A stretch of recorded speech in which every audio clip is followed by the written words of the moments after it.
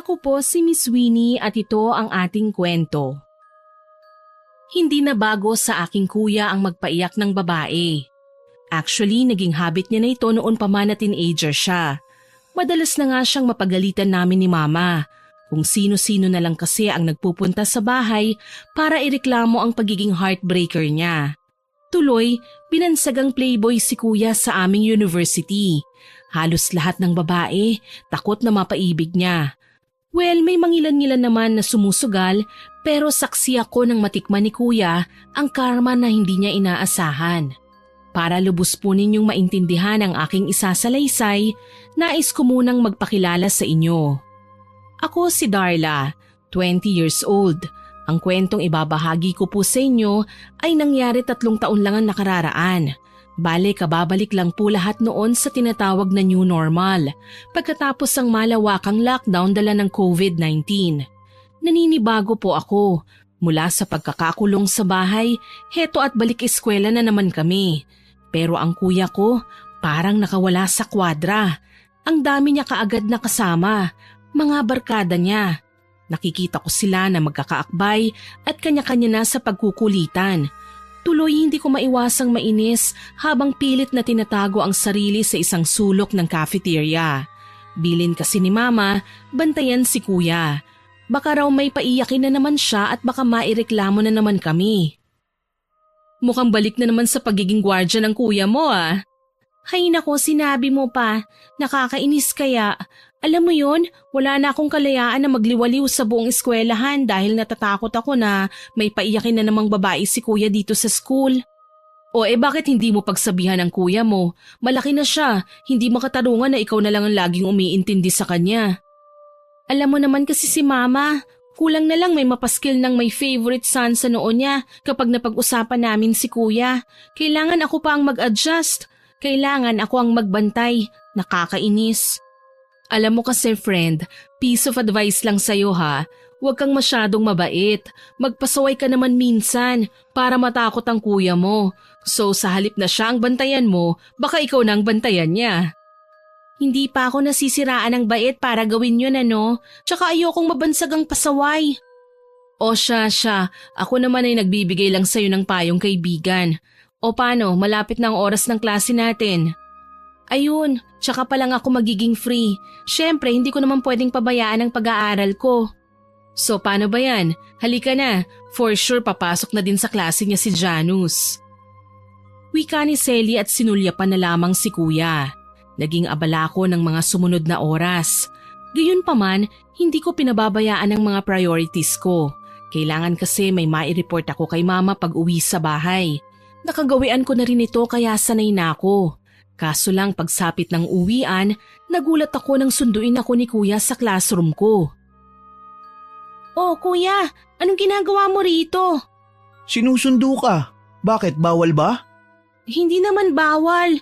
Nakakapagtaka lang, hindi ba't may klase ka pa? Wala ang prof namin eh. May binilin lang sa subject teacher. Kaya sasabay na ako sa'yo pa uwi. Nagsikuhan kami ni Selly lalo na't napapansin kong may mali. Hindi kasi ko sinusundo ni kuya unless may nais siyang takasan. Maya-maya pa, narinig ko na nga ang sigaw ng isang pamilyar na babae sa likuran namin. Si Karen. Janus, ano ba? Tatalikuran mo na lang ba ako? Nasaan ang ipinalit mo sa akin? Nasa klaseng ito ba, ha? Pwede ba, Karen? Lubayan mo ako. Lubayan? Sa tingin mo ba ganun lang yun? Nakita na ng mama ko na hinalikan mo ako, tapos ganun lang yun?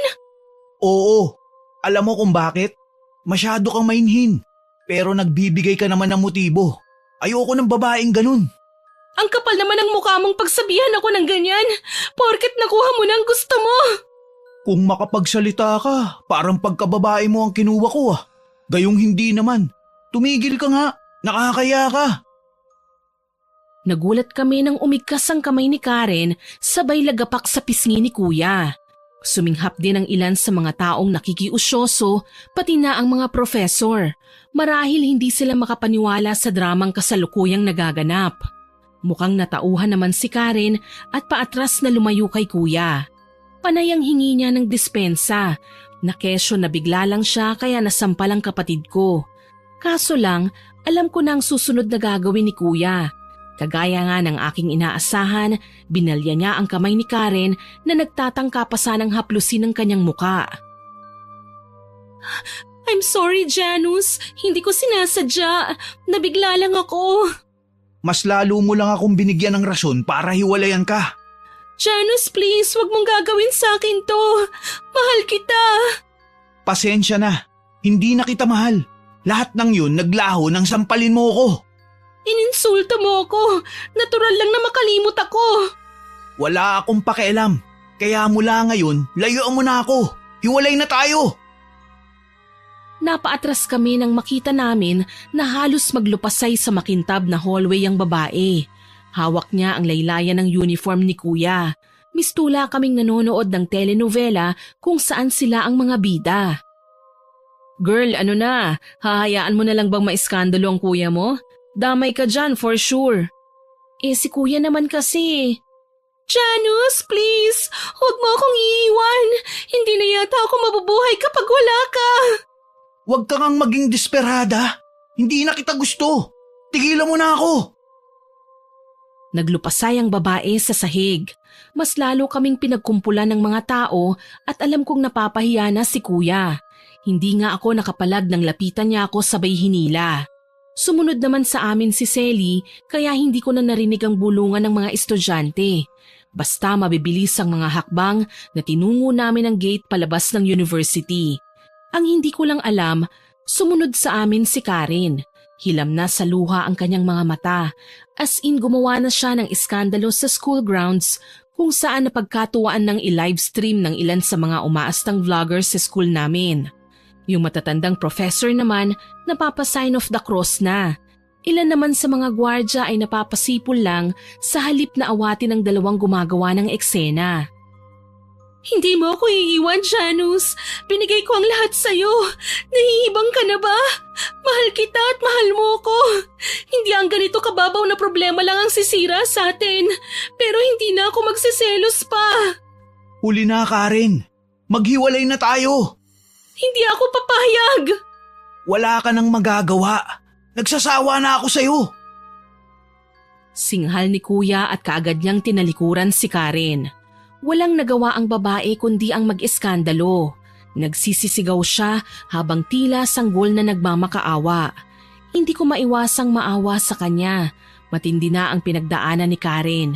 Pero wala naman akong magawa kundi ang pagmasdan na lamang siya. Mas lalo siyang umatungal ng iyak.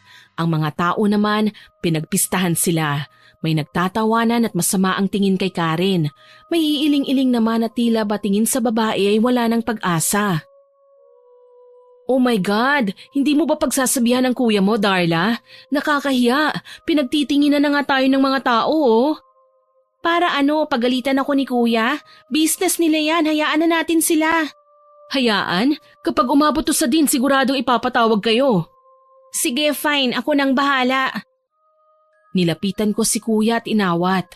Ngunit niyakap lang ako ni Karen. Sa akin naman siya nagmakaawa. Darla, kausapin mo ang kuya mo, please. Sabihin mo sa kanya na hindi ako papayag na maghiwalay kami. Ate Karen, wala po akong magagawa dyan eh. Hindi ko po kayo matutulungan. Ang mabuti pa itigil nyo na ito, nakakahiya na kasi. Bakit ako mahihiya? Ako ba ang nanloko? Ako ba ang naging dahilan ng skandalo, ha? Sinabing tumigil ka na nga, hindi ba? Palibasa, sanay ka sa kahiyan. Lubayan mo na kami at huwag na huwag nang guguluhin pa. Hayop ka, Janus! Pagbabayaran mo ang lahat ng ginawa mo. Pangako, gaganti ako. Magdurusa ka! Singhal ng babae sa aking kuya. Kitang-kita ko ang dismaya sa kanyang muka. Halos mapasigaw nga ako nang itulak niya ako. Kaya naman gayon na lang ang pag-atras ko. Inalalayan naman ako ni Selly at inilayo sa babae. Halika na nga, baliw yata ang babaeng yan eh. Pero si kuya, hayaan na lang natin siya. Nakakahiya, pinagtitinginan na tayo ng mga tao oh. Bakit ba kasi kababalik lang natin sa klase pero may inatraso na naman si kuya? Nakakainis naman eh. Yan ang napapala ng mga taong walang ibang alam gawin kundi ang pumatol sa matatamis na salita ng mga lalaki. Alina kayo, umalis na tayo. Hindi na namin siya pinansin at sa pangunguna ni Kuya Janus umalis na kami. Mula noon, hindi na lumalapit pa sa amin si Karen. Nabalitaan namin na muntik na siyang magpakamatay. Pagkatapos ay dinala na lang siya ng kanyang pamilya sa probinsya. Napagsabihan naman ni Mama si Kuya. Nang mapag-isa kami, ako naman ang lumapit sa kanya. Kuya, bakit naman ganun? Bakit kailangan mong gawin kay Karen yun? Darla, dati na kaming may problema. Wala pa ang lockdown. Mas lumala lang nang magkita kami. Kahit na kuya, wala namang hindi nadadaan sa maayos na usapan eh. Hindi naman kailangang humantong sa pahiyaan. Alam ko, pero hindi mo kasi ako naiintindihan eh. Muntik niya na akong pikutin. Ipinaikot ko ang mga mata ko sa kanyang sinabi. Alam kong karamihan sa mga babaeng naging kasintahan niya ay kanyang pinangakuan. Kaya naman halos lahat magpapakamatay para sa kanya. Ang saklap lang ng sinapit ng iba na muntik pang sirain ang sariling buhay mapansin lang niya. Para mailayo si Kuya sa gulo ng mga babaeng humahabol sa kanya, napilitan kaming magbakasyon sa probinsya. Kinailangan naming magtago habang mainit pa ang sitwasyon. Buti na lang kasama namin si Selly, since best friend ko naman siya at magkaibigan ng mga magulang namin. Kahit papano, hindi ko na mamimiss ang syudad. May kakwentuhan ako. Iba nga lang ang dating nito kay Kuya. Masahol pa siya sa isang preso. Tinanggalan siya ng kalayaan at dahil dito nagmaktol si Kuya. Kasalanan to ng Karen na yun eh. Kung hindi niya pinagpipilitan ng sarili niya sa akin, malamang masaya pa rin ang buhay ko ngayon sa syudad. Alam mo po kuya, normal na reaksyon lang ang ipinakita ni Karen sa'yo kasi minsan naman kayong nagmahalan eh. Yun lang yun. Hindi pagmamahal ang nararamdaman niya para sa akin. Nagiging makasarili na siya. Nagiging silosa na eh. Nakakasakal na ang maging girlfriend siya. Kuya naman, dapat hindi ka na nag-girlfriend kung ganyan mahilig ka lang naman din magpaiyak ng babae. Paano kapag kinasuhan ka nila? Or mas matindi, paano kapag pinabarang ang kuya mo? Sa sinabi ni Selly, napabaling ako ng tingin sa kanya. Hindi ako makapaniwala sa kanyang sinabi sa akin. Grabe naman, barang talaga. Hindi malayong mangyari yun taga-probinsya si Karen. Malay natin kung may mga kakilala siyang magaling gumawa ng sumpa o kahit na anong may kinalaman sa black magic. Sa tingin mo ba naniniwala ako sa ganyan? Selly, year 2022 na tayo ngayon. Hindi na nag-i-exist ang mga ganyang klaseng tao. Huwag kang pakasisiguro, girl. Minsan, mas pinipili nilang magtago para wag silang mapag-usapan. Nagkibit balikat na lamang ako sa sinabi ni Selly. Dati na talaga siyang mahilig sa mga ganyan, sa usaping kababalaghan. Naniniwala nga siya sa aswang at mga multo eh. Kaso lang sa parte ko, isa lang ang pwedeng katakutan ni Kuya. Yun ay ang karma na kailangan niyang harapin. Dahil siguradong kahit talikuran man niya ito, siguradong hahanap ang tadhana ng pagkakataon para mapagbayaran niya ito. Sa paglipas ng mga araw, palagi kong pinangangaralan si Kuya. Minsan nagrarason siya, pero mas lamang talaga ang pangdidedma niya. Nahihirapan na nga akong kausapin siya eh. Pero ano bang magagawa ko? Mas pipiliin ko na pagalitan siya kaysa makita ko na lang siyang bumulagta sa lupa dahil sa dami ng naging atraso niya. Kaso lang, nagising kami isang umaga na dumadaing si Kuya. Kaya naman kaagad ko siyang dinaluhan para malaman kung ano bang nararamdaman niya. Dalhin niyo ako sa ospital. Ang sakit ng tiyan ko. Ano ba kasing kinain mo, Janus? Wala naman akong kinain. Umaga pa lang, di ba? Hindi pa nga tayo nag-aalmusal eh. O bakit namimilipit ka sa sakit, Kuya? Nag-aalala na kami sa'yo eh.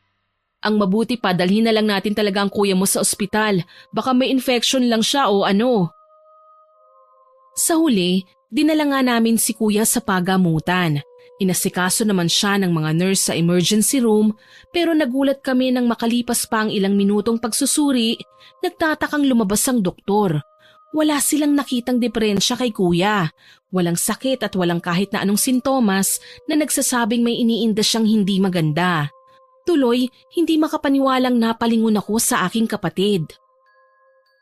Binibiro mo lang ba kami, Kuya? Bakit ko naman gagawin yun? Aasta akong may sakit para madala ko dito sa doktor? Hindi pa ako nababaliw, Darla, no? Totoong may sakit ako.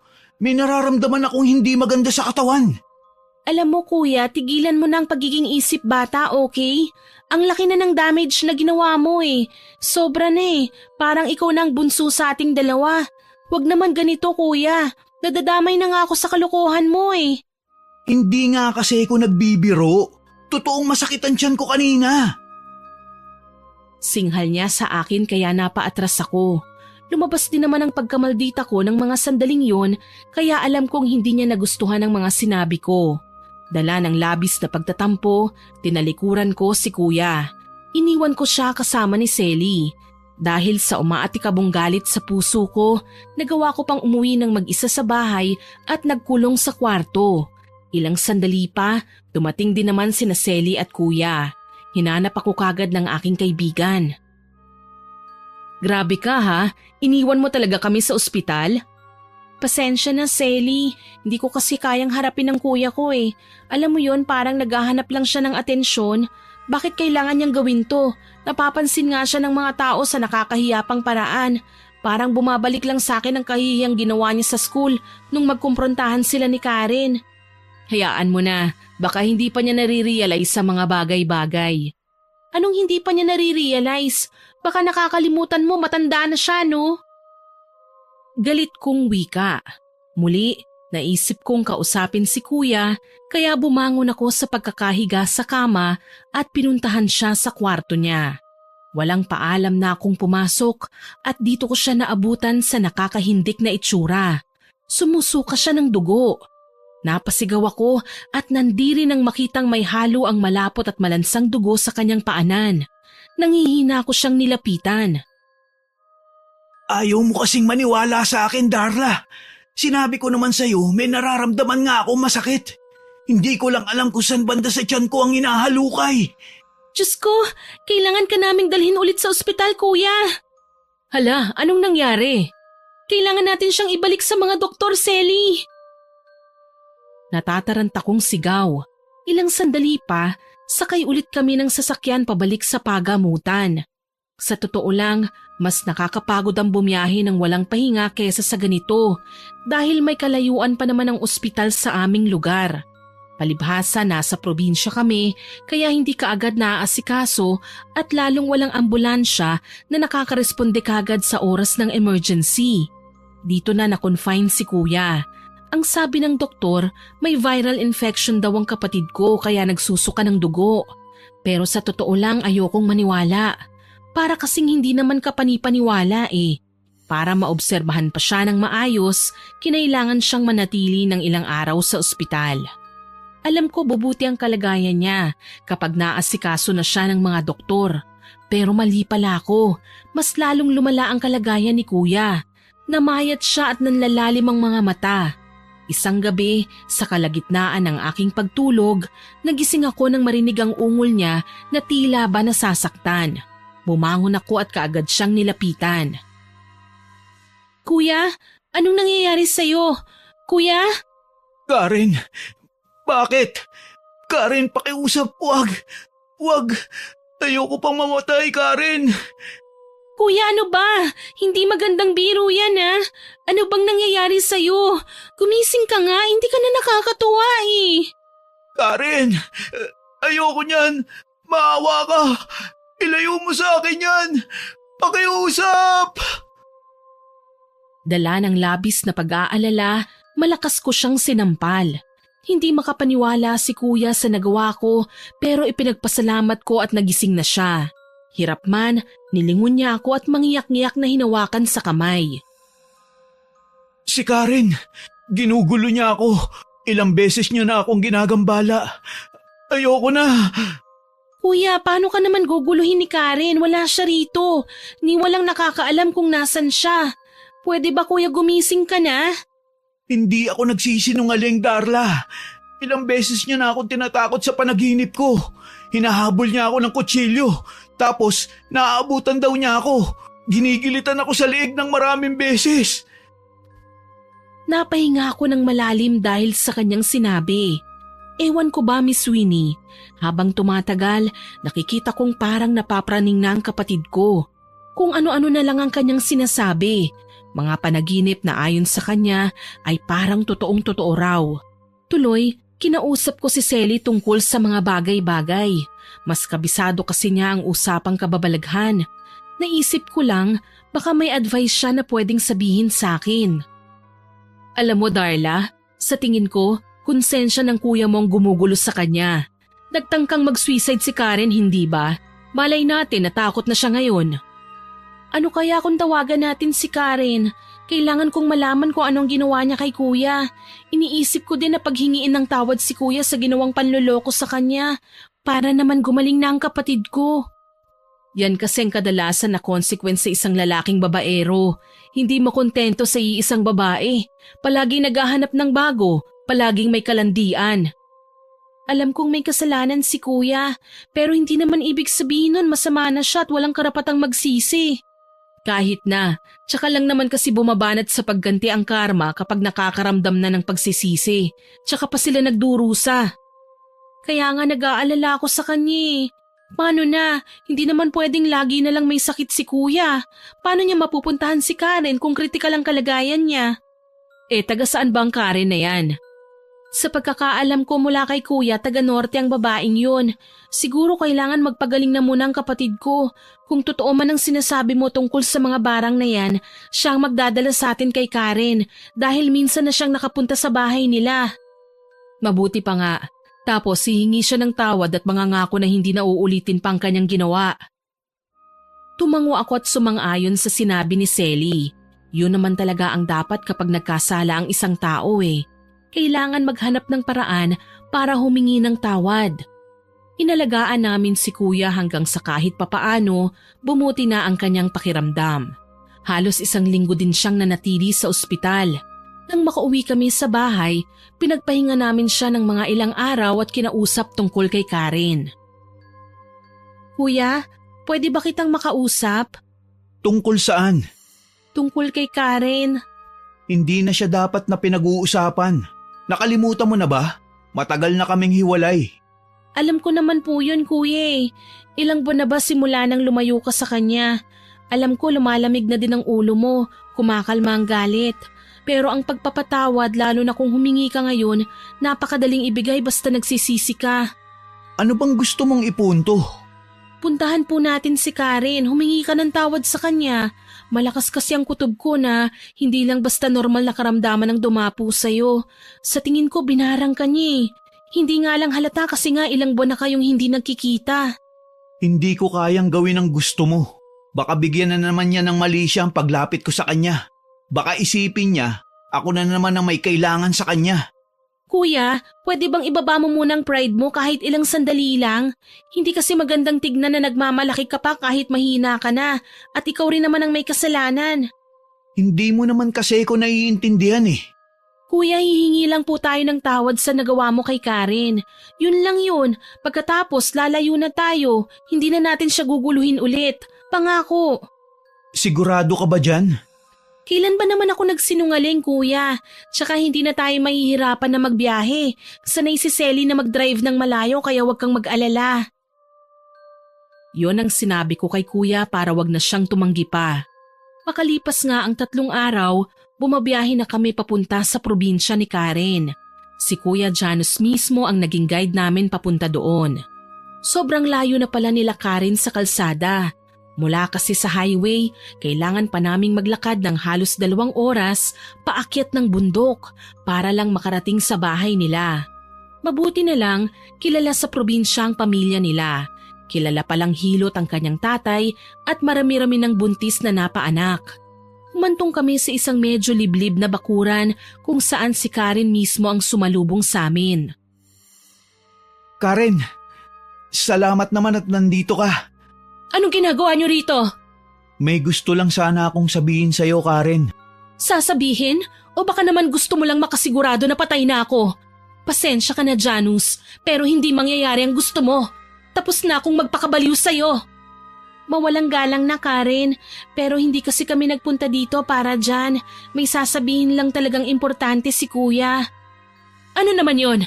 Sabihin nyo na, marami akong ginagawa at sinasayang nyo lang ang oras ko. Kaagad namang lumapit si kuya kay Karen. Lumuhod. Maya-maya lang nakikita ko ang kanyang pagpapakumbaba. Malaki ang naging atraso ko sa'yo, Karen. Pero sana, mapatawad mo ko. Sana mabuhay ka ng masaya sa piling ng lalaking tunay na nagmamahal sa'yo. Mali ka, Janus. Ikaw sana ang lalaking yun eh. Kaso lang hindi mo man lang ako binigyan ng pagkakataon na patunayan ang sarili ko sa'yo. Para sa'yo masama ako, selosa, nakakasakal. Hindi mo lang kasi maintindihan na gano'n ang pagpapakita ko ng pagmamahal. Pero sige, hahayaan na kita. Hindi na kita guguluhin pa. Salamat, Karen. Hindi mo lang alam kung gaano kahalaga sa akin ang pagpapatawad mo. Mapait nang ngumiti si Karen. Pero alam ko makakaramdam na ng katiwasayan si kuya dahil sa sinabi ng dalaga. Sigurado gagaling na siya ng tuluyan sa kanyang sakit. Napalingon naman ako kay Selly na noon tahimik lang na nakahalukip-kip sa isang tabi. Pinagmamasdan sina kuya at Karen. Alam kong para sa kanya, isa na naman itong kaartihan. Hindi kasi naniniwala sa love si Selly eh. Minsan na rin siyang nasaktan at ayaw nang maulit pa. Okay ka lang ba? Oo naman, bakit mo naitanong? Mukhang bad mood ka kasi eh. Napagod ka ba sa pagdadrive? Hindi naman, naaartehan lang ako sa kanilang dalawa. Papasok sa isang relasyon tapos iiyak at mag-iiskandalo kapag nasasaktan. Ang masaklap pa doon, damay tayong lahat sa kagagahan nila. Sinabi mo pa, kaya nga ako ayoko nang pumasok sa relasyon eh. Baka mamaya hindi lang ganito ang makita ko. Tumalikod ako at nagpunta na lang sa isang tabi. Sumunod si Selly sa akin. Hinayaan na muna namin na mag-usap ang dalawang dating magsing-irog. Ilang sandali pa, nakita namin na palapit na si Karen sa amin. Ang kuya ko naman, pinapasok nila sa bahay. Naghahanda pala ng merienda ang nanay ni Karen. Gusto kaming pakainin bago umalis. Nauna nang naglakad si Selly papunta sa bahay. Ako naman, sinabayan ni Karen sa paglalakad. Darla, pwede ba kitang makausap? Oo naman, tungkol saan? May nabanggit kasi ang kuya mo sa akin eh. Sigurado naman ako na hindi ko yun ginawa. Sinabi niya kasi, kaya siya nagpunta dito at humingi ng tawad eh, dahil binarang ko raw siya, na nagkasakit siya ng malubha. Pero wala naman akong ginawa sa kanya eh, lalong hindi ako isang mambabarang. Talaga ba, Karen? Wala kang kinalaman sa pagkakasakit niya? Oo naman, hanggang pagbabanta lang ako. Pero kahit kailan hindi ko magagawang manakit ng tao, lalo na sa paraang gusto mo. Bakit mo naman nasabing gumagamit ako ng itim na mahika? Tsaka pambabarang talaga? Hindi ako nakasagot sa mga sinabi sa akin ni Karen. Kahit minsan na siyang tila nasiraan ng bait dahil sa pagmamahal niya sa kuya ko, naramdaman ko naman na nagsasabi siya ng totoo. Nang makauwi na nga kami sa bahay namin sa probinsya, kita kong magaan na ang muka ni kuya. Para siyang nabunutan ng tinik sa aliwalas ng kanyang muka. Inihatid pa niya ako sa kwarto ko at masayang hinawakan ako sa balikat. Tama ka, Darla. Walang masama kung magpapakumbaba. Masaya ako't ginawa natin to. Salamat kapatid ko ha. Okay lang po yun, kuya. Alam mo, kapag nalaman ni mama to, hindi na tayo magtatagal dito sa probinsya. Alam kong papaliwanagan na niya ang mga babaeng napaiyak mo. Naisip ko nga, iisa-isain ko mga babaeng pinaiyak ko. Hihingi ako sa kanila ng tawad dahil sa mga ginawa ko. Magandang ideya yan, kuya. Tapos kapag okay ng lahat, sana wag ka nang mambabae ha. Wag ka nang magpapaiyak ng kapwa mo. Promise, hindi na ako magiging paasa. Pasensya ka na rin kung nadamay ka sa gulong pinasok ko ha. Para tuloy ikaw na ang panganay sa ating dalawa. Ang tindi ng pag-adjust na ginawa mo. Okay lang po yun, kuya. Ikaw naman yan eh. Naiintindihan ko naman na minsan nakakagawa talaga tayo ng mga bagay na walang kasiguraduhan.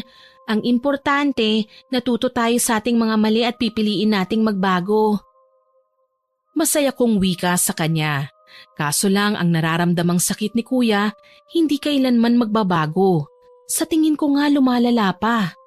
Nagising ako isang gabi na umaatungal na naman sa sakit si kuya. Rinig na rinig ko mula sa aking kinahihigaan ng kanyang iyak. Humangon ako at nilingon sa katabing kama si Selly.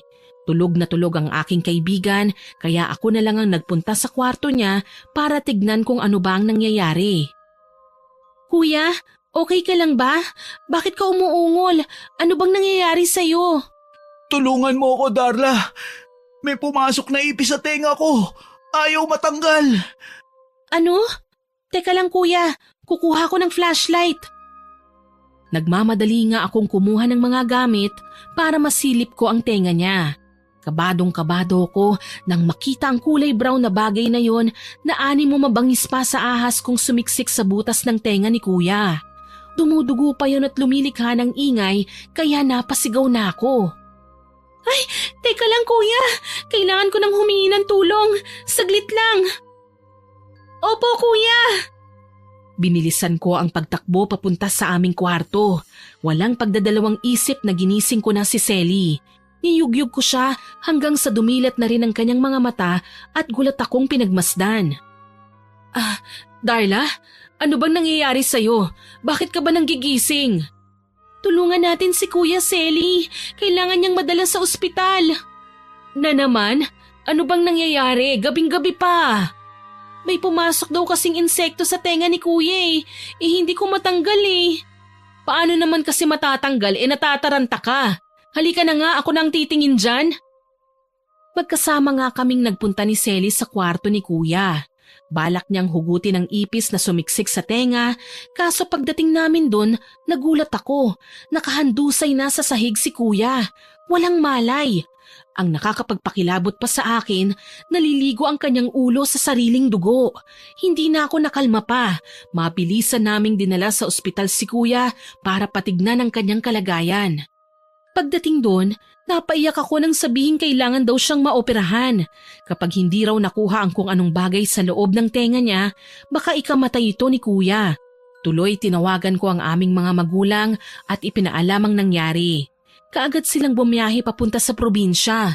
Kami naman ni Selly, matyagang binabantayan si Kuya sa ospital. Grabe naman yata ang ipis na pumasok sa tenga niya. Hindi ko rin alam kung paano nangyari yun eh. Biglaan lang talaga. Hay nako, natapos na nga ang problema ng kuya mo sa pambababae niya. Ngayon naman nagkakasakit siya. Grabe talaga maningil ang karma, no? Palibhasa, kasalanan din naman niya ito eh. Kung naging mabait lang sana siya, baka masigla at malusog siya ngayon. Bakit ka ba nagsasalita ng ganyan kay Kuya Selly? Para namang ikaw ang pinaiyak niya.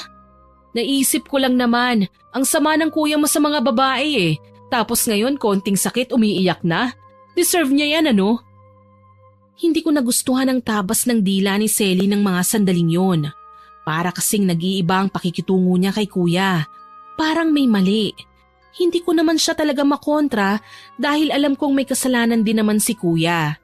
Ang hindi ko lang maintindihan, bakit ngayon pa siya nagsalita ng ganun? Buti na lang, dumating na sina mama at papa.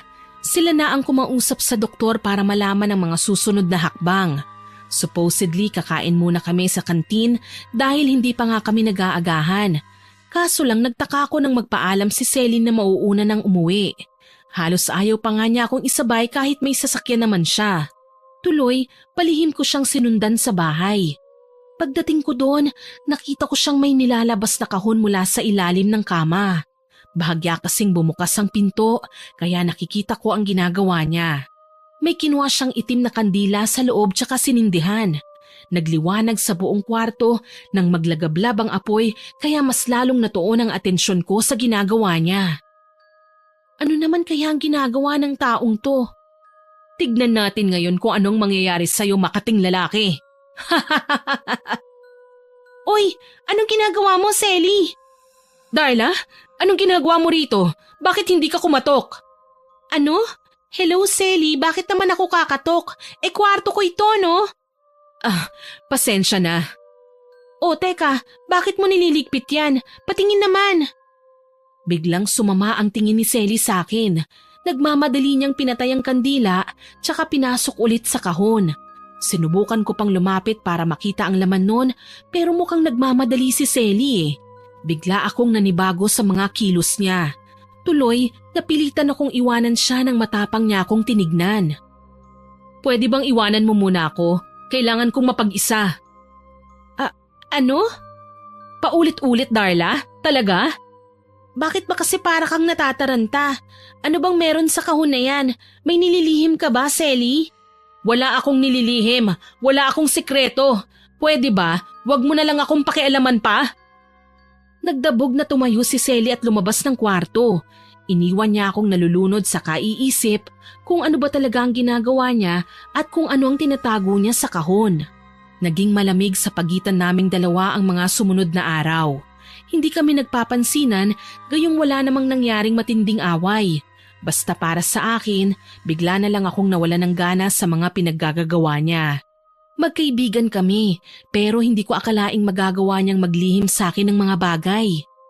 Isang araw, nag-abang ako ng masasakyan papuntang ospital nang lapitan ako ng isang matandang lalaki. Sa tansya ko, mga nasa 50s, nakapambukid ang damit at may sombrero. Titig na titig siya sa akin kaya bigla akong nailang.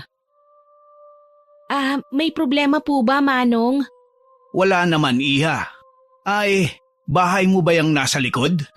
Opo, bahay ng mga magulang ko. Bale, dyan po kami nag-i-stay ngayon. Bakit po?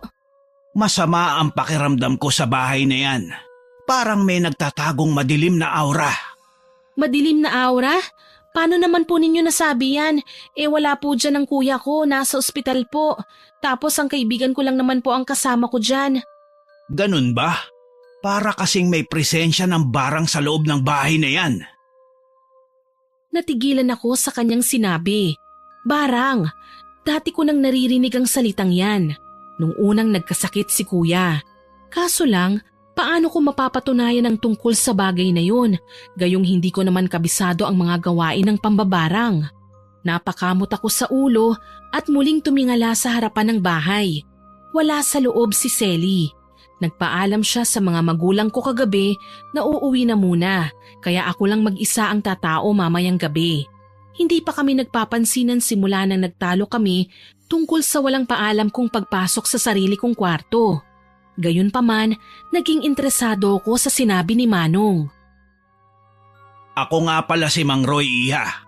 Isa akong albularyo. Ikaw, ano ang pangalan mo? Ako naman po si Darla.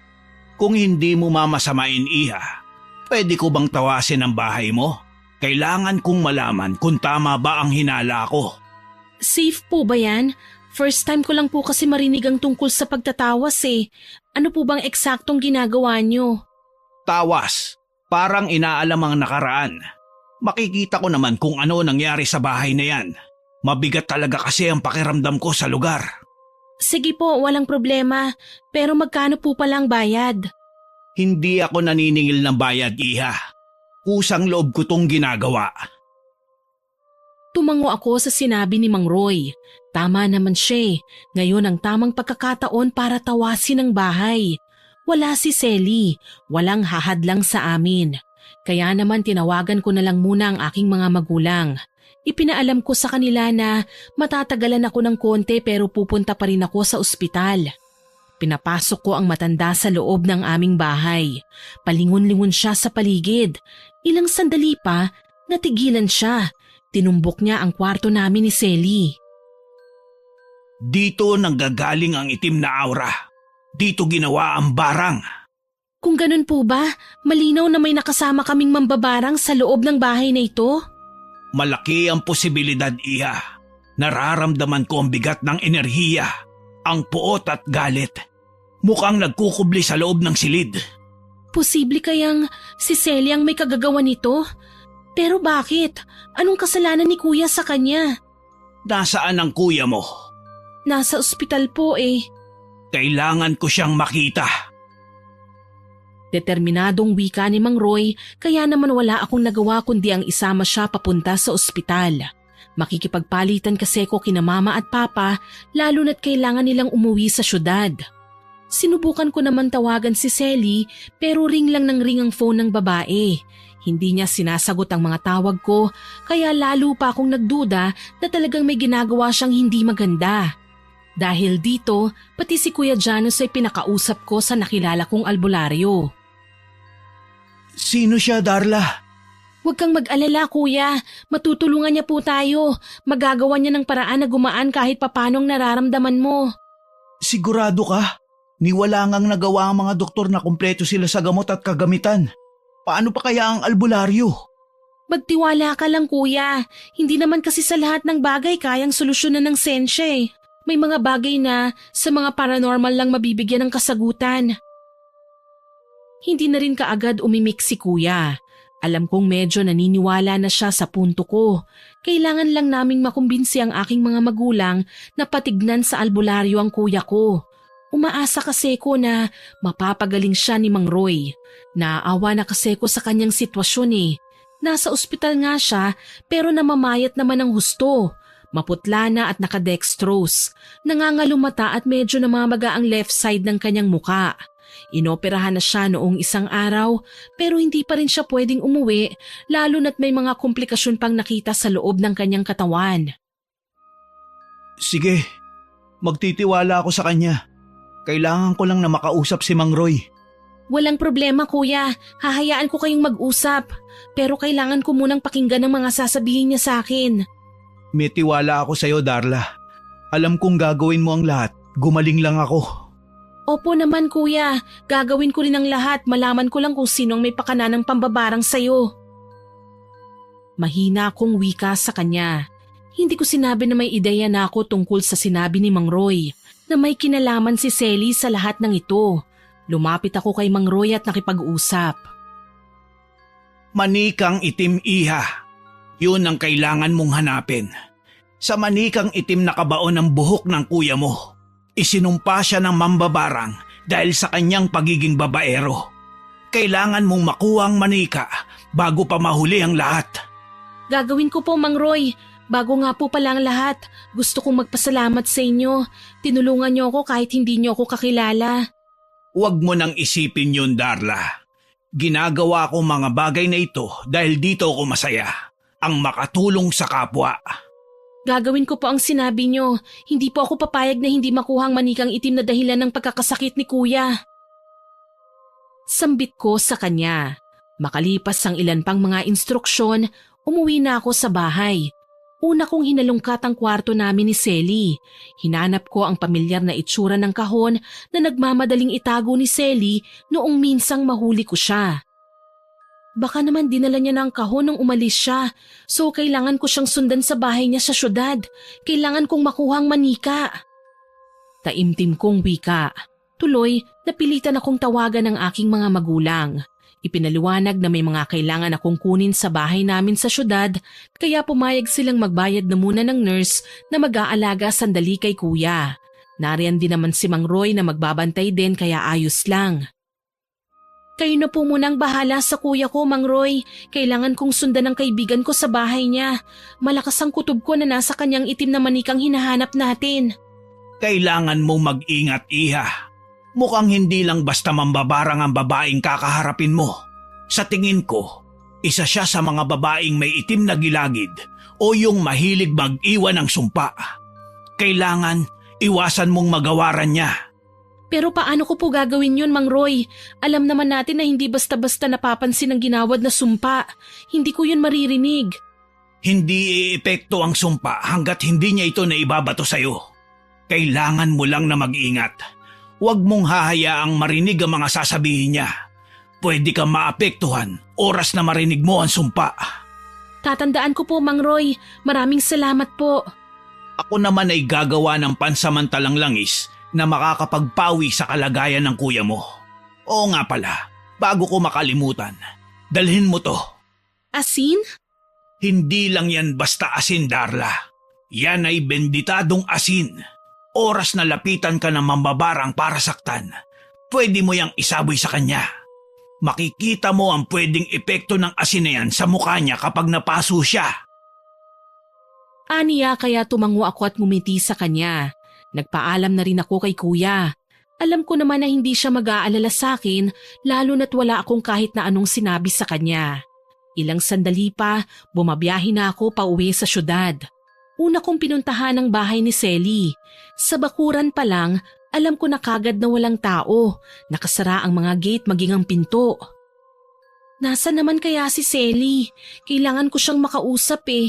Hindi pwede ang ganito na para kaming nag-iiwasan. Pero kung papasok naman ako sa bahay niya nang wala siyang kaalam-alam, siguradong marami akong matutuklasan na matagal na niyang tinatago. Mariin kong wika sa aking sarili.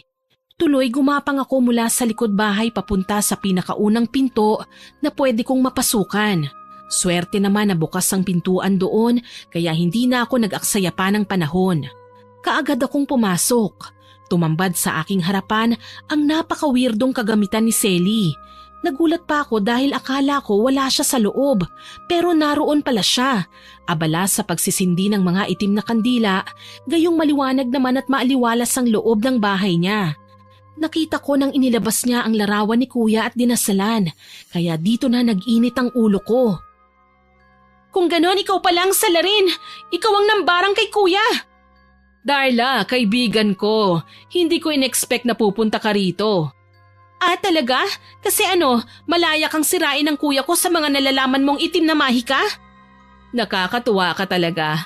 Akala ko ba hindi ka naniniwala sa barang na kahit kailan wala nang kagaya ko na nag-i-exist dito sa mundo. Ganun ba? Oo, hindi ako dapat na naniniwala. Pero sa pinakita mo ngayon, mukhang kailangan kitang pigilan at ang kasamaan mo sa pananakit ng mga tao. Humalakhak si Selly at makapanindig balahibong tinitigan ako. Alam kong sinusubukan niya akong sindakin, pero hindi ako natatakot sa kanya. Mas takot akong makuha niya ang buhay ng kuya ko. Yun ang hindi ko mapapayagan.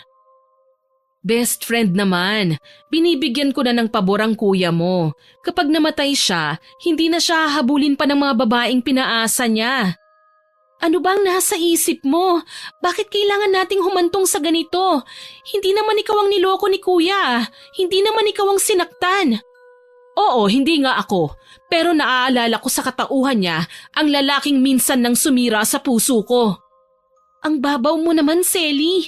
Ilang beses ko bang sasabihin sa'yo, hindi naman yun si kuya. Magkaiba sila ng ex mo. Wala akong pakialam. Ang mahalaga lang sa akin ngayon ay makaganti sa lahat ng kabaro niya. Pwes hindi ko mapapayagan ng bagay na yan. Singhal ko sa kanya. Marahas ko siyang nilapitan at pinaghihila ang lahat ng mga gamit niyang nakakalat sa paligid. Binasag ko ang mga garapon na may mga lamang insekto, pinunit ang libreta at binasa ang mga telang may nakasulat na mga sumpa. Pinagpuputol ko ang mga nakasinding kandila kaya mistulang binagyo ang buong silid. Hindi siya makapaniwala na magagawa ko yon, pero kailangan kong maging matapang eh. Tuloy, nasapo ni Selly ang kanyang ulo sa labis na panggagalaiti. Pagbabayaran mo ang pagiging pakialamera mo! Humanda ka! Hindi ako natatakot sa iyo, Selly. Kahit nagbagong anyo ka pa bilang isang demonyo, lalabanan pa rin kita. Talaga ba? Sige, kung talagang matapang ka, pwede tayong magkasubukan. Nagmamadali kong isinaboy sa kanya ang asin na ibinigay sa akin ni Mang Roy. Paunti-unti lang naman na hinahagis ko sa kanya, pero kita ko kagad ang epekto ng pagkakapaso niya. Gayon na lang ang pagsigaw ni Selly. Ah! Anong klaseng asin yan? Nakakapaso! Ano ka ngayon? Halika dito! Ikaw naman ang humarap sa parusa ko! Marahas kong hinila si Selly papunta sa isang sulok at iginapos. Hindi ko na pinansin pa ang bawat sigaw niya dahil nagmamadali ko nang hinanap ang itim na manika. Hinalughog ko ang lahat ng gamit niya sa loob. Wala akong pakialam kahit sigaw pa siya ng sigaw. Ni hindi ko na nga pinansin pa ang pagpupumiglas niya dahil sa tuwing nagtatangka siyang kumawala ay bigla ko naman siyang nasasabuyan ng asin. Ano ba, Darla? Pakawalan mo ako rito! Hindi mo ako dapat na ikinukulong! Anong hindi? Deserve mo yan, uy! Dapat lang sa'yo yan, manatili ka dyan! Kapag ako nakawala sa pagkakagapos ko rito, talagang iiyak ka sa ganti ko. Ang tanong, makakawala ka pa ba dyan?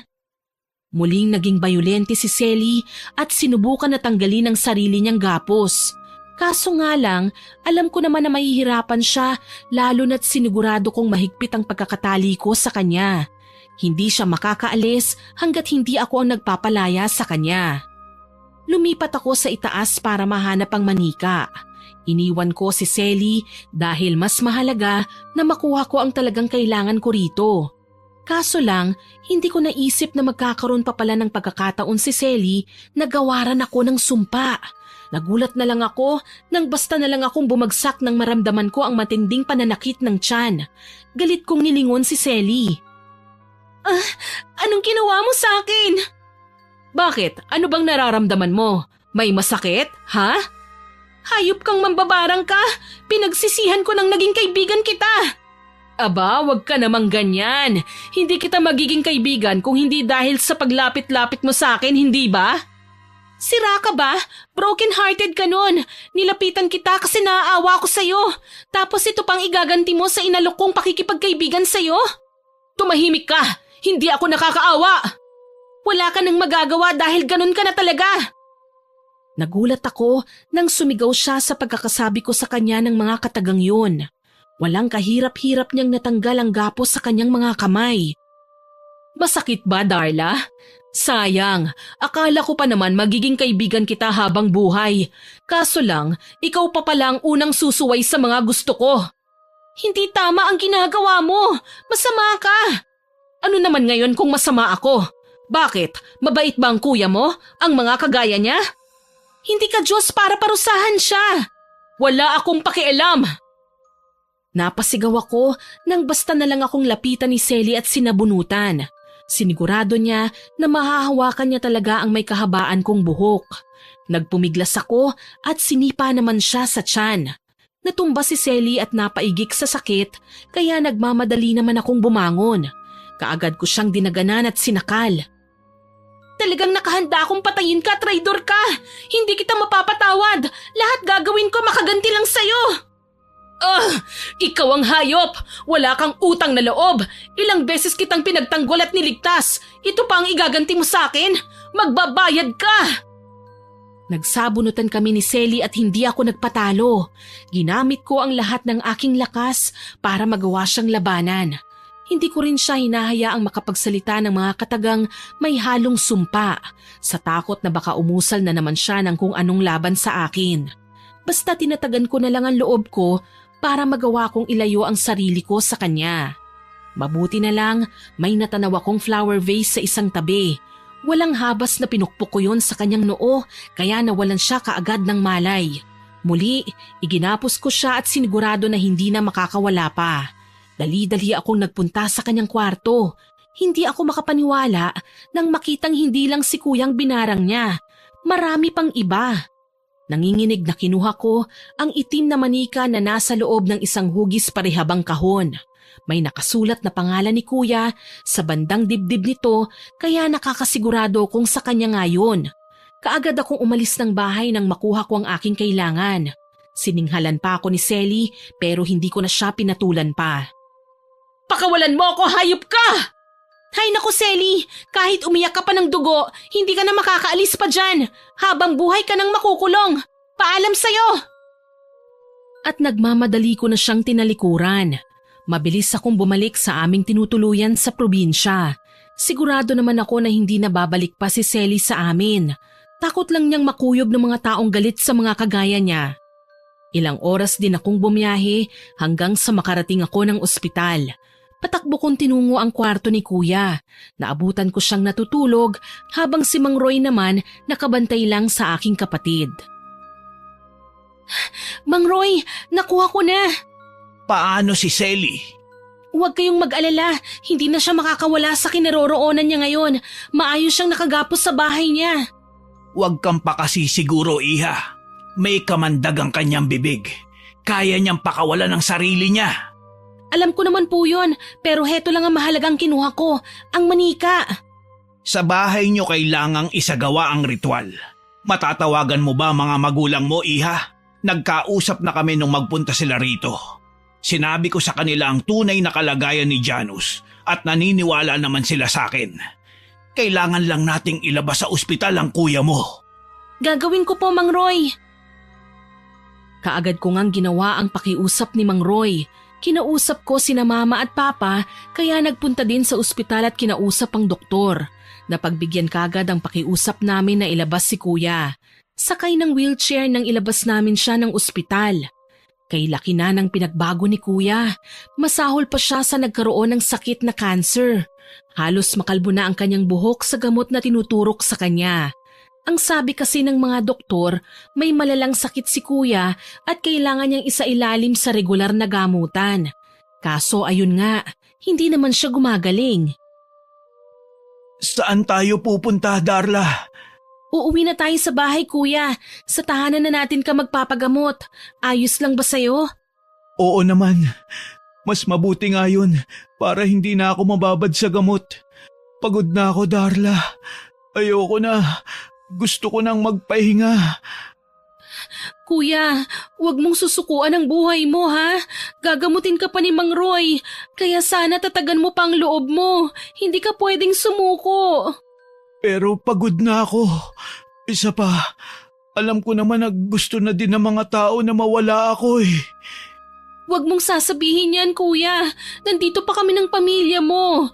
Hindi naman po ako papayag na may mangyaring masama sa'yo eh. Kami nila mama at papa. Alam ko. Kaya nga ako nahihiya sa inyo.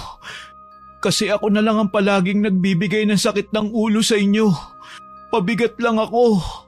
Hindi ko naman po iniisip yon, kuya. Kapatid kita at mahalaga ka sa akin. Gagawin namin ang lahat para sa'yo. Dahil sa sinabi ko, umiyak si kuya. Hindi man lang siya nahiya kahit sandali. Kahit pinagtitinginan na kami ng mga tao. Na kahit kalalaki niyang tao ay hindi niya na iniisip ang sasabihin ng iba. Kaya naman tahimik ko na ring pinunasan ng luha ko. Magiliw ko siyang itinulak palabas ng ospital. Pagdating ng bahay, naghihintay na ang aming mga magulang, kasama si Mang Roy. Pinagmamasdan ko ang itsura ng matanda. Suot pa rin niya ang tipikal na pambukid.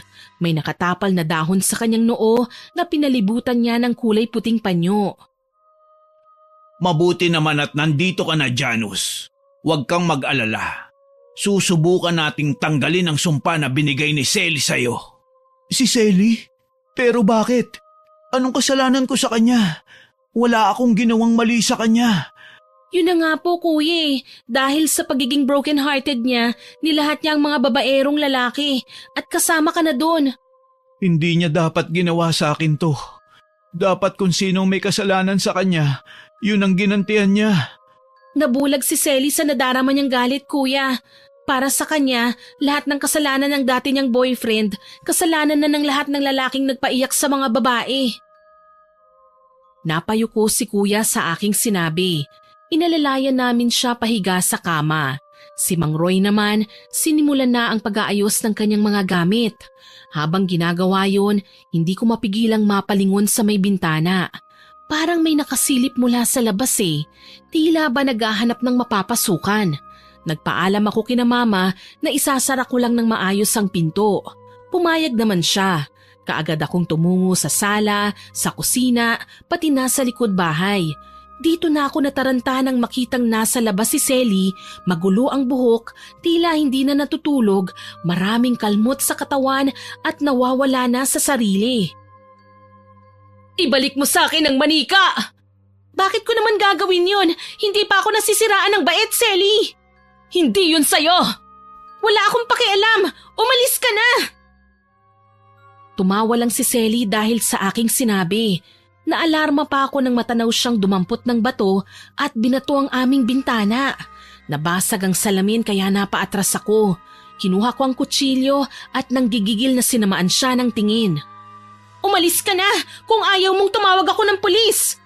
Talaga? Pulis lang bang pangontra mo sa akin?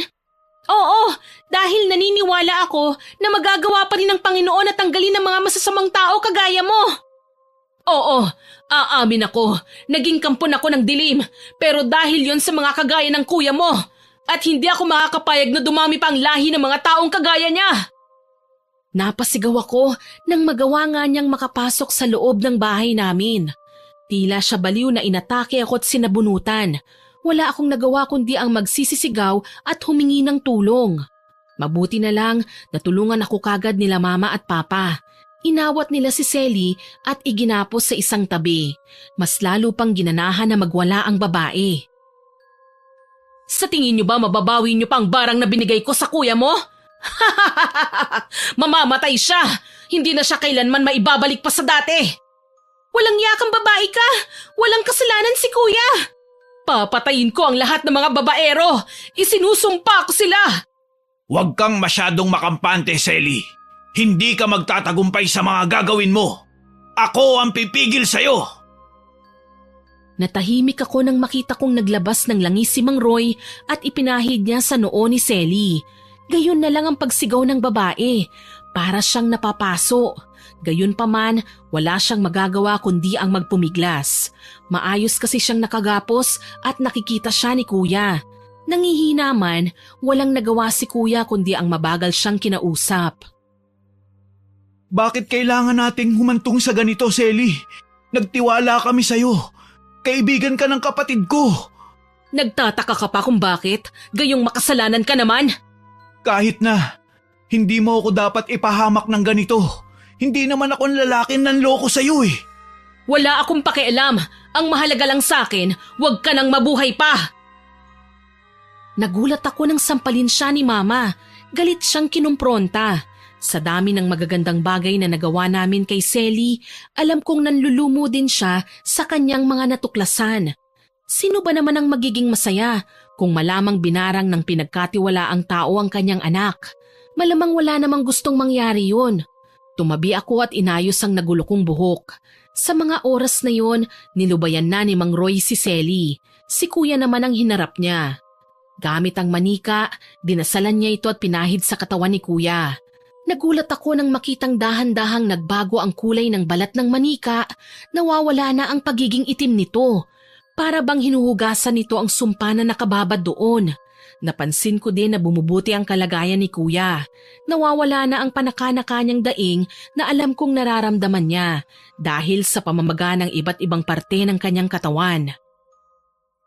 Kuya, ano nang nararamdaman mo? Ayos ka lang ba? Masakit ang buong katawan ko, Darla. Para na akong mamamatay. Kuya, huwag kang magsalita ng ganyan.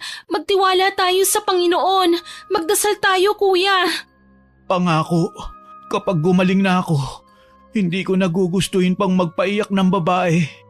Magbabago na ako. Hindi na ako magiging sakit sa ulo. Huwag kang mag-alala, kuya. Susuportahan ko ang gagawin mo. Magiging okay din ang lahat.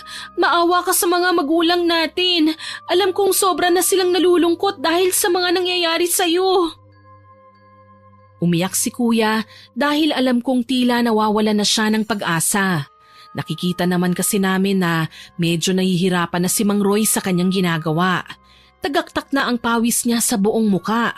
Para bang ipinaalam na ng katawan niya na matinding enerhiya ang kailangan niyang ilabas para malinis ang manika at matanggal ang karamdamang inilagay ni Selly sa kapatid ko.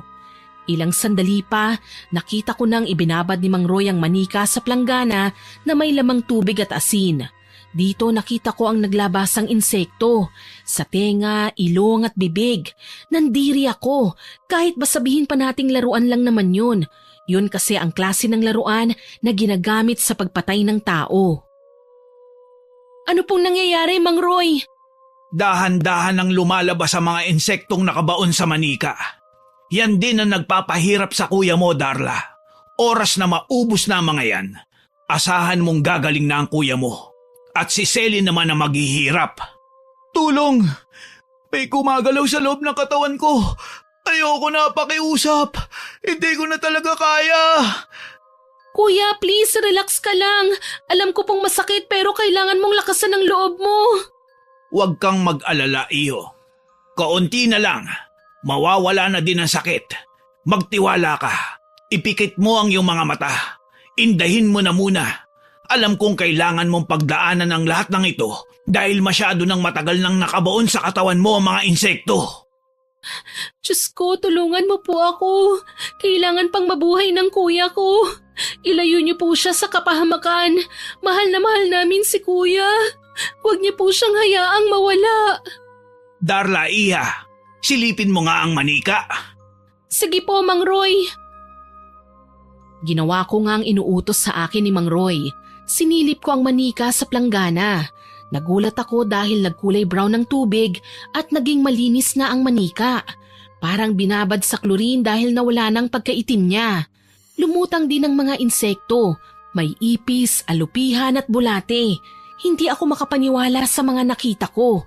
Literal na lumabas sa mga bagay na dahilan ng pagkakasakit ni kuya. Napaantanda ako at nandidiring lumayo sa planggana. Lumapit naman dun si Mang Roy at dinampot ang manika. Hinayaan niya itong tumulo at pinunasan ng puting tela mula sa mga dala niya.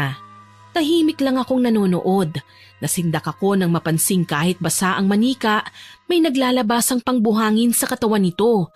Para bang nalulusaw ang manika na parang hindi. Diyos ko, bakit may buhangin pa sa manika? Kaya naman pala nahihirapan ang kuya mo. Nakalublob din sa dagat ang manikang ito. Mabigat ang dala niyang karamdaman na kahit anong gamot pa mula sa ospital ang iturok, hindi siya kailanman gagaling. Sa halip, mamamatay pa siya ng madalian. Grabe na talaga ang kasamaan ni Selly. Hayaan mo na. Lilipat din naman ang sumpa sa kanya, lalo na't sa kanya galing ang manika. Paliwanag sa akin ni Mang Roy. Ipinakita nga niya ang mangyayari. Piniga niya ang kamay ng manika at gayon na lang ang sigaw ni Selly. Umuungol ang babae sa sakit, kaya naman napatingin ako sa kanya. Pinili kong tanggalin ang emosyon ko sa muka at matapang ko siyang tinignan. Masakit ba, Selly? Bakit niyo ibinalik ang sumpa sa akin? Nasaktan lang ako! Gumanti lang ako! Wala naman sana akong pakialam kung gumanti ka pero sinira mo ang tiwala ko, Selly. Kinaibigan kita. Anong ginawa mo? Sinaktan mo ang kuya ko. Kahit na, akin ang manikang yan. Kung hindi mo yan kinuha, baka marami pa akong babaerong napatay ngayon. Ito ang tatandaan mo, Selly. Hindi mo na masasaktan pa ang kuya ko, kahit na kailan. Sinampal ko siya na ikinasigaw niya. Nang mga sandaling yon, nagpatawag na rin sila papa ng pulis. Hindi ko alam kung paano nila naipakulong si Selly, pero hindi na kasi siya nakalabas ng presinto. Doon niya lalong ininda ang kanyang sakit. Si Kuya Janus naman, kahit mahina ay nagpapagaling na rin ng dahan-dahan. Araw-araw naman siyang dinadalaw ng albularyo. Alam kong hindi pa gagaling kaagad si Janus. Pero unti-unti namang magiging maayos ang kanyang pakiramdam. Kalaunan, babalik na din siya sa dati. Malaking bagay po itong ginawa niyo sa amin, Mang Roy. Maraming salamat po sa lahat ng tulong niyo. Kasiyahan kong makatulong, Iha. Alam mo kasi, may ipagtatapat ako sa'yo. Ano po yun? Matagal ko nang kilala si Selly. Ang mga magulang niya ay dating mambabarang sa probinsya namin. Nagawa ko lang silang talunin, kaya nagpalipat-lipat sila ng lugar. Hindi ko na nga alam kung ano na nangyari sa kanila at si Selly na lang ang nakikita ko. Gayunpaman, ginamit niya pa rin ang kahusayan niya sa pambabarang para pumatay ng tao. At tawag ito ng konsensya sa puso ko na kailangan ko siyang pigilan. Tumango ako sa kanyang sinabi. Baka lang kasi hindi naging maganda ang kapalaran ni Selly kaya siya naligaw ng landas. Baka kailangan ko siyang intindihin. Tuloy, napilitan akong dalawin siya sa kulungan. Ayaw niya akong kausapin. Kung hindi siya nagwawala, tumatanggi siyang lumapit sa akin kaya napilitan akong umalis. Ayon sa abogado niya, magagawa niyang ilabas si Selly sa kulungan dahil sa kondisyon nito. Ilang araw pa ang nakalipas, nalaman kong na-confine sa ospital si Selly. Mahina na ang katawan niya. Alam kong may kinalaman ito sa sumpa na binigay niya noon kay kuya. Kasabay kasi ng kanyang panghihina ay ang paggaling naman ng kapatid ko. Dadalaw ako kay Selly, kuya. Sasama ka ba? Oo, Darla. Gusto ko rin siya makausap. Gusto ko, magkapatawaran na kami para naman maayos na ang lahat. Gusto ko man magalit sa kanya. Alam kong nabulag lang siya sa matinding galit at sakit. Dapat siyang iniintindi. Maraming salamat po, kuya. Kahit papano magiging masaya si Selly dahil alam niyang mapapatawad mo na siya. Yun naman talaga ang dapat, hindi ba? Saka tinuruan tayo ni na mama at papa na huwag magtatanim ng sama ng loob sa kapwa natin. Lalo na kapag alam nating wala na silang kalaban-laban. Tama. Nang araw na yon, dinalaw namin si Selly. Sa isang pampublikong ospital siya na confine. May nakakabit na swero sa kanyang palapulsuhan. Maputla at mahina na siya. Kung gaano kamiserable ang itsura ni kuya noong nagkasakit siya, mas matindi ang sinapit ni Selly. Kay bilis niyang naging butot balat. Halos hindi na rin siya makapagsalita, pero ng mga sandaling yun, nakipag-usap sa amin si Selly. Puso sa puso. Patawarin mo ako sa nagawa ko, Janus. Alam kong mali yun, pero nagpabulag ako sa galit. Nakalimutan ko na pamilya na ang itinuring niyo sa akin. Hindi ko man lang inisip na ako din ang magsisisi sa huli dahil sa ginawa ko. Wala yun, Selly. Lahat naman tayo nagkakamali. Kailangan lang natin matutunan ng lahat ng yun at pagsikapang wag nang ulitin. Tama si Kuya Selly, tsaka magkakaibigan pa rin naman tayo eh. Hindi ko kinakalimutan ang pinagsamahan natin. Bakit napakabuti niyo pa rin sa akin? Hindi niyo kinakalimutan ang lahat ng pinagdaanan natin. Pinatawad niyo pa rin ako. Yun naman talaga ang dapat, hindi ba? Ang mahalaga, natuto ka na sa mga pagkakamali mo at pagsikapang wag na itong gawin ulit. Kita mo naman ako, hindi ba? Nagbago na ako. Hindi na ako mambababae. At ikaw din, kuya. Magsilbing aral na sa'yo na ang mga babae ay dapat minamahal at hindi sinasaktan. Tatandaan ko, Darla. Hindi naman ako papayag na ikaw man ay lolokohin din ng ibang lalaki. Siguradong bubugbugin ko sila. Nagtawanan kami ni kuya. Alam ko naman na seryoso na siya ngayon sa karelasyon niya. Sa katunayan, sa dami ng naging kasintahan niya noon ay ngayon lang siya nagpakilala ng babae sa aming bahay. Higit sa lahat, masaya kami para sa kanya. Hindi lang namin inaasahan na magiging magkaibigan pa rin sila ng ex niyang si Karen. Masaya ako para sa iyo, Janus. Alam kong iingatan mo ang girlfriend mo ngayon. Salamat, Karen. Hindi ko akalain sa dami ng mga nagawa ko sa'yo, gagawin mo pa rin ang mga bagay na ito. Naiintindihan mo pa rin ang ginawa ko. Masaya din ako para sa'yo. Napapangiti akong pinagmasdan si Karen na hinahaplos ang kanyang maumbok na tiyan. Buntis na si Karen at ikakasal na sa bago niyang kasintahan. Bumisita siya sa amin para imbitahan kami sa nalalapit nilang pag-iisang dibdib. Walang kasing saya ang mga nangyari sa mga buhay namin. Alam kong sa paglipas ng mga araw, patuloy din kaming matututo at hindi na kami makakalimot. Totoo ang karma. Ito ang consequence ng lahat ng gagawin natin, mabuti man o masama. Kaya bago tayo mag-isip ng mga gagawin, kailangan nating tignan ang mabuting bunga ng bawat desisyon natin sa buhay. Tiyakin na walang maaapektuhan lalo na sa ating mga pamilya. Oo nga pala, ninong at ninang kayo ng magiging anak namin ha. Huwag kayong makakalimot. Pwede ba yun? Alam naman namin kung saan kayo nakatira. Gusto mo nga sumama na kami ngayon sa inyo eh. Tama, kami na magkakatay sa gagawing lechon. Wala namang problema doon. Ang tanong, nakahanda na bang mga regalo nyo? Hay nako, oras na para maging galante ka, kuya. At malulutong na tawanan ang pinakawalan namin habang nag-uusap. Sa ngayon may asawa na po si Kuya, Miss Winnie. Ako naman malapit nang makapagtapos at kasalukuyan ding masaya sa boyfriend ko. Pinayagan ako ng mga magulang ko na makipagnobyo, lalo na't mabait naman ang lalaki at mapagkakatiwalaan. Si Selly ay namatay noong kasagsagan ng bagyong Odette. Alam kong hindi lamig at takot mula sa malakas na bagyo ang kinamatay niya, kundi ang lumalala niyang sakit na hindi na naagapan pa. Malungkot na ipinahayag sa amin ni Mang Roy na ganun daw talaga ang consequence na kahaharapin ng isang mambabarang. Gayunpaman, hindi namin siya pinabayaan. Binigyan namin siya ng maayos na libing at regular naming dinadalaw sa sementeryo. Siya ang isang halimbawa ng pangyayaring hindi naman masama ang magsisi sa masamang gawain, basta na naising magbago at wag nang uulitin pang magkamali. Hanggang dito na lamang po. More power po sa inyong channel at God bless. Sana po ay nagustuhan niyo ang aking ibinahaging kwento. Pero bago ko po tapusin ito, hindi ito makukumpleto ng walang shoutout. Shoutout po sa kaibigan natin at katim natin na si Ang Hukom. Makinig din po kayo sa channel niya. Salamat attorney sa pagko-comment. Kay Early Joy Fernandez, kay Crystal Tabilon, Makmak at Dennis Tabilon, kay Asiang Alarcon at Ligaya Alarcon from Qatar. Salamat po sa pakikinig nyo. Kay Bads Esteban, kay Mary General Rhea Batiduan, kay Sir Franklin Valdez, kay Jenny Lynn Jacobe, kay Jenny Ann Canciller, kay Angel Villa, kay Elinjoy Reanzares na magbe-birthday po ngayong September 8 at kay Jenilyn Peralta na magbe-birthday naman po ngayong September 16. Advance happy birthday po sa inyo. Shoutout din po kay Chloe Abalos, kay Raniela Escarda. Hello din po sa mga nasa LJ Talipapa na sina Juliet Ramirez, Lenny Ramirez, Grace Siling, Nanay Feli, Tatay Angkwan, Perla, Janjan, Lian, Jamin, Berto at Arjan.